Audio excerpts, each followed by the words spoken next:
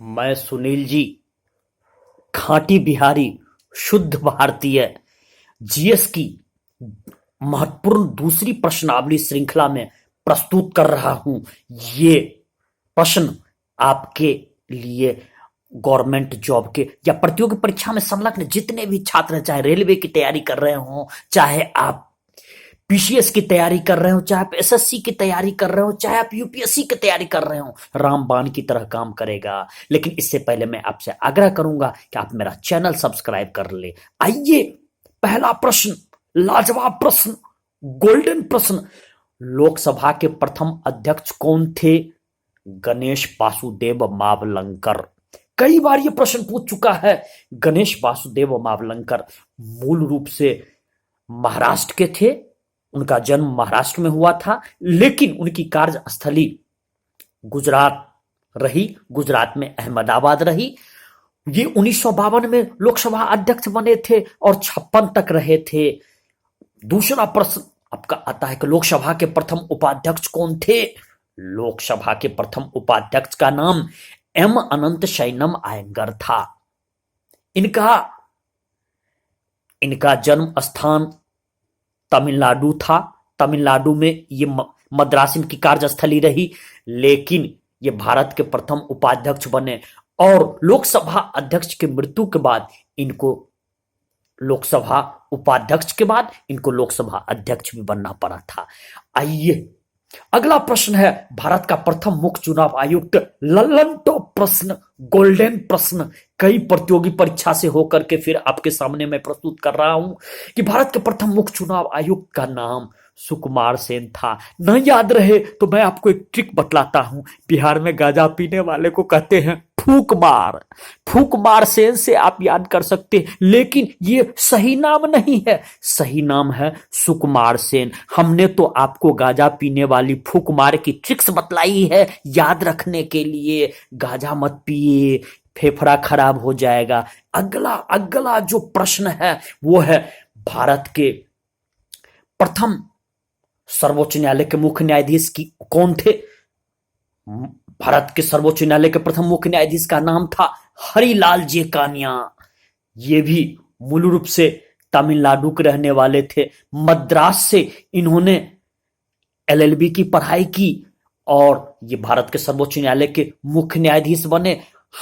ध्यान रखिएगा, हरिलाल जे कानिया इनका नाम है। एक इनके भतीजे भी 90 के दशक में बने थे, वो 23वें मुख्य न्यायाधीश थे, जिनकी शिक्षा दीक्षा ये मुंबई से आपको हुई थी। ये मुंबई से हुई थी, लेकिन यो उनके और उनका भी टाइटल में कानिया आता है, लेकिन हरिलाल या एच जे कानिया जहां लगा हो आप वहां पर टिक लगावे। भारत के प्रथम सर्वोच्च न्यायालय के मुख्य न्यायाधीश, कंफ्यूजन ना हो।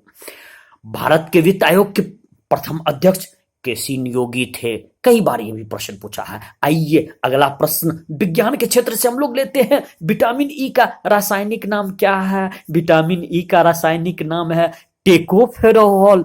टेकोफेरॉल के कमी, इसमें विटामिन ई की कमी से बांझपन का रोग हो जाता है। ईश्वर कृपा से बिहार और उत्तर प्रदेश के लोगों में विटामिन ई की कमी नहीं है, तभी तो जनसंख्या में उत्तर प्रदेश और बिहार दिन दुगुना रात चौगुना आगे बढ़ रहा है। और विटामिन ई के अच्छा स्रोत अंकुरित अनाज, चना, और इसका सेवन करने से विटामिन ई की कमी पर आप जीत हासिल कर सकते हैं। अगला प्रश्न है विटामिन डी का रासायनिक नाम क्या है? रासायनिक नाम कैल्सीफेरॉल है। और बच्चों में विटामिन डी के कमी से रिकेट्स रोग हो जाती है और बड़ों में ऑस्ट्रोमेलेशिया। विटामिन डी का बहुत ही सस्ता स्रोत आपके पास है। सूरज की रोशनी में आप आधा से 1 घंटा रहे, विटामिन डी की प्राप्ति हो जाएगी। कहा जाता है त्वचा के ठीक नीचे परत में कोलेस्ट्रॉल होती है, जो सूरज के रोशनी में कुछ इस प्रकार की किरणें होती हैं, अदृश्य किरणें, जो उसके अंदर के कोलेस्ट्रॉल को विघटित कर देती है और विटामिन डी की प्राप्ति होती है। विटामिन, आजकल हम लोग एसी के अंदर रहते हैं, घर के अंदर रहते हैं, टीवी देखते हैं, मोबाइल देखते हैं। इसके कारण अब तो वृद्ध को छोड़िए, बच्चों को भी विटामिन डी की कमी हो जाती है। अगला प्रश्न लल्लन टॉप प्रश्न, सच पूछिए तो ये जीएस की कैटरीना कैफ है, जीएस की आलिया भट्ट है। विटामिन सी का सबसे अच्छा स्रोत कौन सा है? तो विटामिन सी का सबसे अच्छा स्रोत आंवला है। विटामिन सी का रासायनिक नाम एस्कॉर्बिक एसिड है। और विटामिन सी, आंवला को हम लोग अमृत फल भी कहते हैं। लेकिन एक बात और जान ले कि विटामिन सी खट्टा रसीला फल में भी प्राप्त होता है, नींबू हो, संतरा हो। इसीलिए आप देखिएगा कि यदि आपको बड़े बुजुर्ग कहेंगे कि सुबह एक गिलास पानी में नींबू निचोड़ के पी लो, इससे आपका विटामिन सी की प्राप्ति भी होगी, आपकी इम्यून सिस्टम भी मजबूत होगा। आप ध्यान रखिएगा कि फिल्मी जगत की बहुत सारी हीरोइन, चाहे कैटरीना कैफ हो, आलिया भट्ट हो, करीना कपूर हो, प्रायः अधिकांश हीरोइन सुबह उठने के साथ जल में नींबू निचोड़ करके पीती, तभी तो देखते हैं चेहरा उनका कितना निखरा होता है। अगला प्रश्न बहुत ही महत्वपूर्ण प्रश्न है, ये सच पूछे तो कंपटीशन का अमिताभ बच्चन है। रेबीज से प्रभावित अंग कौन सा होता है? रेबीज से प्रभावित अंग तंत्रिका तंत्र होता है। कुत्ता काटने के बाद रेबडो वायरस जब शरीर में आ जाता है तो उस स्थिति में रेबीज का संक्रमण हो जाता है और मरीज अंतिम चरण में जीव निकालने लगता है और जल से बहुत डरने लगता है। मेरे भी जीवन में मुझे भी कुत्ता काटे हुए है और मैंने भी रेबीज के लिए टीका लिया था, 6 सुई ली थी, इसके कारण मुझे दिल्ली से वापस भी आना पड़ा था। अगला प्रश्न है, आत्महत्या की थैली किसे कहते हैं? आत्महत्या की थैली लाइसोसोम को कहते हैं। इसकी खोज डी डुबे ने की थी। इसमें 24 प्रकार का एंजाइम पाया जाता है और ये मनुष्य के कोशिका में यदि कोई अवांछकारी तत्व प्रवेश कर जाता है तो उसके निकट ये पहुंच करके स्वयं फट जाता है। एक तरह से सुसाइड बम्बर का काम करता है, स्वयं भी मरता है और कोशिश करता है कि अवांछकारी तत्व को नष्ट कर दे, इसलिए इसको आत्महत्या की थैली कही गई है। आत्महत्या की थैली नाम देने का इसके पीछे यही कारण है।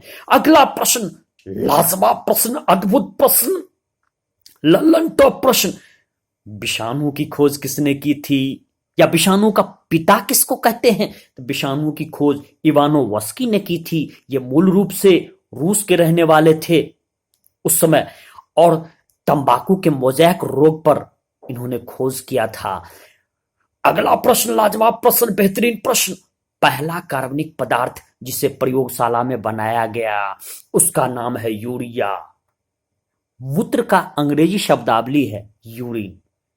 चूंकि यूरिया मूत्र के माध्यम से विसर्जित होता है इसलिए उसका नाम यूरिन रखा गया है।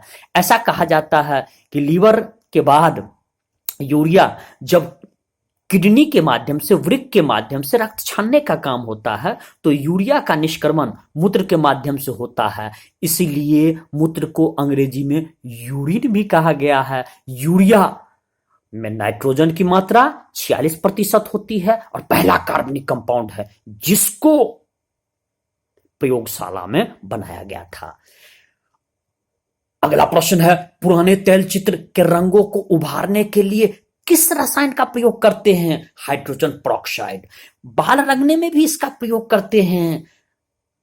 एक और अति महत्वपूर्ण प्रश्न जो कई कंपटीशन से होते हुए आया है, लाखों बार पूछ चुका है और फिर पूछने की इसकी संभावना है, समुद्र की गहराई किससे मापते हैं? फैदोमीटर से मापते हैं। फैदोमीटर में एक शब्द आता है, ध्यान रखिएगा, फैदम। फैदम का अर्थ ही होता है गहराई, तो समुद्री गहराई को मापने में फैदोमीटर का इस्तेमाल करते हैं। आप विकल्प में आराम से फैदम का अर्थ होता है गहराई तो फैदोमीटर से पकड़ सकते हैं। इससे ठीक अगला प्रश्न, अद्भुत प्रश्न, लाजवाब प्रश्न, बेहतरीन प्रश्न यह है कि अत्यंत दूरी पर अवस्थित वस्तु का ताप मापने हेतु हम किस यंत्र का प्रयोग करेंगे? जैसे सूरज हो, तारा हो, तो उसके ताप को मापने के लिए हम लोग पायरोमीटर का इस्तेमाल करते हैं। ये स्टीफन के सिद्धांत पर काम करता है। स्टीफन का सिद्धांत ये कहता है कि यदि वस्तु का तापक्रम 800 डिग्री से ज्यादा होगा तो हम एक गणितीय संकल्पना का इस्तेमाल करके और ये तय है कि 800 डिग्री से अधिक का ताप होगा तो उसमें से एक विकिरण निकलती है और उस विकिरण के उत्सर्जन से हम गणितीय संकल्पना लगा करके और पायरोमीटर के माध्यम से उसका ताप निकाल लेते हैं। और इस श्रृंखला में इतना ही तक। और मैं सुनील जी आपसे आग्रह करता हूं कि यदि जीएस की यह जानकारी आपको रोचक लग रही है, ज्ञानप्रद लग रही है, तो आप मेरा चैनल सब्सक्राइब करें, लाइक करें और कमेंट करें, साथ में बेल आइकन बटन को दबा दें ताकि जब भी मैं जीएस की नई जानकारी आपके सामने डालूं, महत्वपूर्ण क्वेश्चन की श्रृंखला डालूं, आपको जानकारी मिल जाए। जय बिहार, जय भारत। और मेरी यही इच्छा है कि भारत का हर गरीब बच्चा, भारत का हर युवा जो प्रतियोगी परीक्षा में संलग्न है वो गवर्नमेंट जॉब में जाए, क्योंकि कोरोना की स्थिति को देख करके और कोरोना में जो हमने देखा, इससे मेरा दिल पसीज गया। और इसी के साथ मैं आपसे विदा ले रहा हूं। जय बिहार, जय भारत।